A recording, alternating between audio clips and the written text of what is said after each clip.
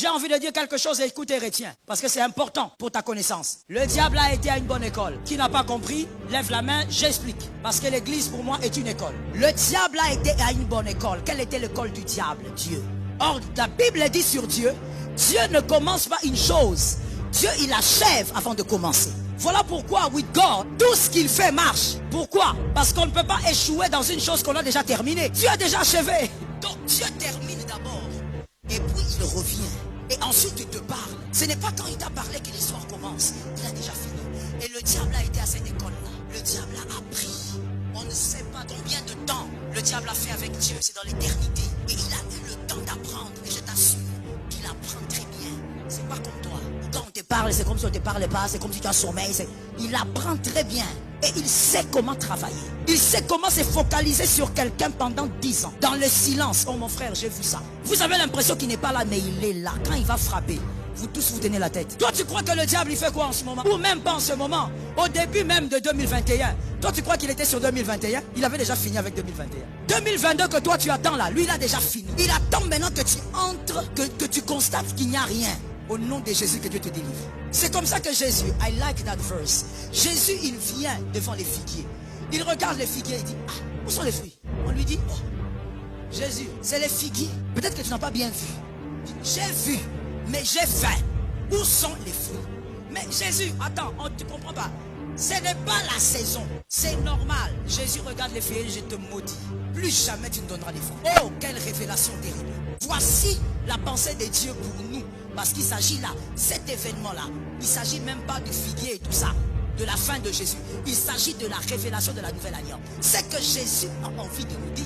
Quand lui, il est là, la saison est toujours favorable. Quand lui se pointe, Jésus te donne des fruits hors et dans saison. Tu ne peux pas être là comme ça, Jésus est là, il te dit, je ne sais pas ce qui m'est arrivé, j'ai tout fait. Cette année n'a bondi, j'ai tout fait. Tu as tout fait comment? Tu n'as pas tout fait. Ni ton salité, plein de choses. Je réchoque. Une chanson, je ne sais pas comment appeler ça. Pensez comme vous voulez, c'est mon opinion. La sottise totale. C'est une sottise. Une immortalité. Qu'est-ce que vous n'avez pas fait? Trop de choses. Au point où vous êtes jeune comme vous êtes là, 22 et plus, vous buvez une canette de jus, vous jetez en route. Prendre la canette vide, mettre dans la poubelle, il faut qu'on t'enseigne. Et quelqu'un d'autre même va dire, ah, où sont les poubelles? Donc on achète pour toi. Non, je veux parler même si tu me regardes comme ça. Ça ne me dit rien du tout. Vous voyez là où les Congolais ont un problème? C'est pourquoi je disais, même si vous prenez Obama comme président, vous serez down. Parce que le problème du Congo, c'est la mentalité du Congolais. Ce n'est pas celui que vous allez placer là-bas. Une immortalité, une sottise comme ça, aussi au vu de tous, et toute la majorité acclame. Comment tout un peuple peut acclamer une sottise? Tu es là comme ça. Voilà un autre ninitosalité, hein. Traduction, quelque chose qu'on n'a pas encore fait. Tu es là, tu as ta licence en droit. On te dit, comment a été votre année? Bon, c'est une année de peu. La peu, là, tu veux dire de paix.